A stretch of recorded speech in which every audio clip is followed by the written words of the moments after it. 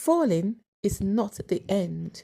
One can choose to stand again after a fall and experience a fabulous turnaround. Nobody can influence change in the life of an abusive person unless they have on their own strove for a change by getting the help. Someone who appeared very loving and caring at the beginning of a relationship can turn abusive later, and choosing to stay in a relationship with such a person has proved dangerous, as one cannot be certain of what will happen in the next minute.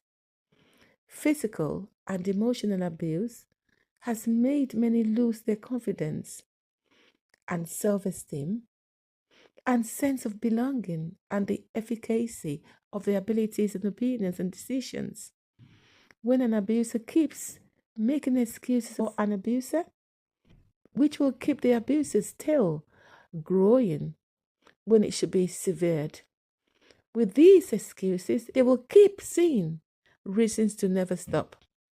Unlike every other pain we go through in life, that healing can start where we are.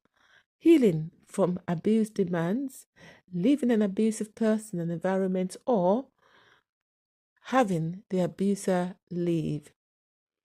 Keeping mute about an ordeal with abuse because the abuse does not want a divorce or the stigma that comes with it may only mean the victim will not even live to be stigmatized. Stigmatization is for the living. Life goes on well when the living, no matter what, forgets about what people will say and leave. No one knows the future. The future is pregnant. It's a popular expression, and indeed it is pregnant. The only thing that differentiates this sort of pregnancy from pregnancies that women go through to give birth to a child is that with the advanced technology today, unlike the days of old, an expecting couple or perhaps the entire family could decide to know the sex of their unborn child. They can go for an ultrasonography and there they have their answer. However, as for the child that the future carries, no one knows what it would look like. No one knows what tomorrow will bring. It is unpredictable. As humans, we are only expected to plan and walk towards the plan, hoping to be favored, that it aligns with what the future holds, or in a way, will be a boost that would empower what the future holds. Failing at one thing today does not mean the end of what tomorrow has in store. And failing is never even such a terrible experience to live in, to have in life. I mean, I have failed countless times, and each of the failures I encountered added value to my perspective and increased my strategic prowess. I learned a lesson that helped me perform better in my later endeavors. For instance, when you fail at achieving a task, there is a huge chance of getting it right with drafting fresh plans, strategizing, and making another attempt.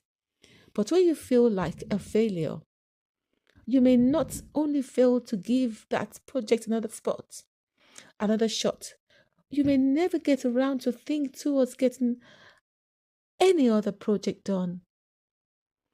Bill Gates said, "It's fine to celebrate success, but it is more important to heed the lessons of failure." A lot of individuals you see today were full of aspirations in their life, but are done aspiring, started from feeling like a failure before they definitely termed themselves as a failure and became a failure. Both being in the spot of failing at something and feeling like a failure are not a great place to be in, as they could create a lasting effect on a person's motivation, productivity, and confidence. But having a positive mindset towards failing will encourage one to push through such a time with classiness. Winning is terrific, no doubt, but failure is not fatal.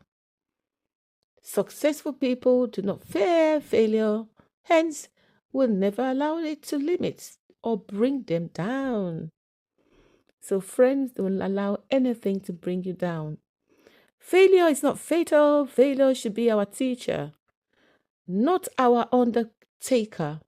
It should challenge us to new heights of accomplishments, not pull us to new depths of despair. From honest failure can come valuable experience by William Ward. Friends, there's so many interesting bits here. Would you like to know what happened to me one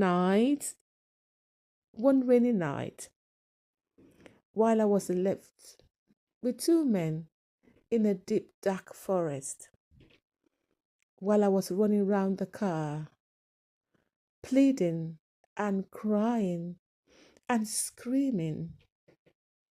Would you like to know what happened to me with a strange couple that gave me one black item and left my eyes dazed?